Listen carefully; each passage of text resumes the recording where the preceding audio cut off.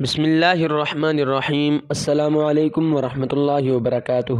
99 بیماریوں کی دوا۔ ناظرین و سامعین، آج میں آپ کو ایسی خوبصورت دعا پڑھنا سکھاؤں گا جو کہ 99 بیماریوں کی دوا ہے، اور سب سے زیادہ آسان بیماری جو ہے وہ غم ہے۔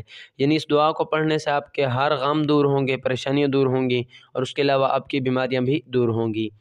حدیث پاک میں ہے کہ درج ذیل دعا جنت کے خزانوں میں سے ایک خزانہ ہے، اور اس کا پڑھنا 99 بیماریوں کا علاج ہے، جن میں سب سے زیادہ آسان بیماری غم ہے۔